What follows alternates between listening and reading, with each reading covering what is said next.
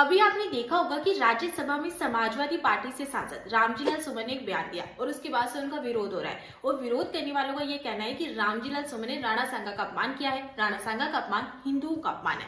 और अब ना आप ये वाली वीडियो देख लीजिए। बाबर को लाया कौन?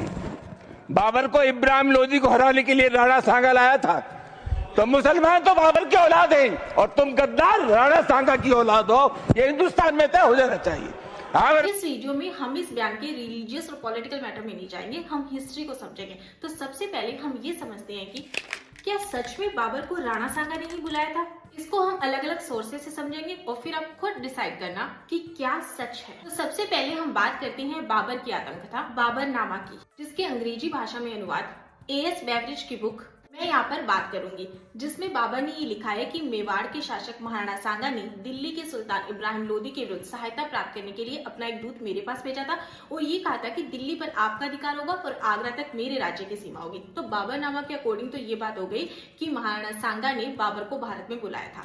अब बात करते हैं मेवाड़ के सोर्सेज की, जो कि एक पांडुलिपि है मेवाड़ के संक्षिप्त इतिहास के नाम से, जिसमें ना मेवाड़ के शासक महाराणा सांगा के पुरोहित की तरह लिखी गई डायरी के कुछ पेजेस की जानकारी मिलती है, जिसमें ये लिखा गया है कि बाबर ने राणा सांगा से सहायता मांगी थी दिल्ली के सुल्तान इब्राहिम लोदी के विरुद्ध। तो ये तो बाबरनामा का उल्टा हो गया। इसके अकॉर्डिंग तो ये हो गया कि बाबर ने राणा सांगा से सहायता मांगी थी। वहीं राजस्थान का इतिहास गोपीनाथ शर्मा, उनकी बुक भी बाबरनामा में लिखी गई बात की ही पुष्टि करती है। अब हम यहाँ पर एक और चीज समझते हैं। बाबरनामा में बाबर ने ये भी लिखा है कि जब वो पानीपत के मैदान में पहुंचे थे तो वहां पर उन्हें मेवाड़ के शासक सांगा के ना तो आने के संकेत मिले थे और ना ही जाने के संकेत मिले थे।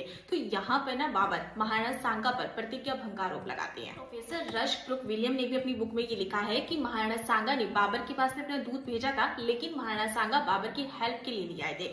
अप्रैल 1526 के पानीपत के युद्ध में बाबर ने इब्राहिम लोदी को हरा दिया था। वही राजस्थान के इतिहास गोपीनाथ शर्मा की बुक में भी लिखा गया है कि 1617 ईस्वी में महाराणा सांगा और इब्राहिम लोदी के बीच में खातौली का युद्ध हुआ था, जिसमें महाराणा सांगा की जीत हुई थी। और फिर अगले साल 1518 ईस्वी में महाराणा सांगा और इब्राहिम लोदी की सेना के बीच में युद्ध हुआ था, जिसका नाम था बाड़ी का युद्ध, जिसमें बाबरनामा और अधिकतर सोर्सेज के अकॉर्डिंग महाराणा सांगा की ही जीत हुई थी। तो अब सोचने वाली बात ये है कि जिस इब्राहिम लोदी को खुद महाराणा सांगा ने 2 बार हराया था, तो फिर वहां पर उन्हें बाबर की सहायता की कहाँ ही जरूरत थी। लेकिन बाबर भारत में तो आए थे, तो फिर बाबर को भारत में बुलाया किसने था। प्रोफेसर रश ब्रुक विलियम ने अपनी बुक में लिखा है कि इब्राहिम लोदी के चाचा अलाउद्दीन या फिर आलम खान और दौलत खान लोदी, जो कि पंजाब के हाकिम थे, ने बाबर को भारत में आमंत्रित किया था। वीडियो को देखने के बाद आप मुझे कमेंट सेक्शन में बताना कि आपकी क्या ओपिनियन है।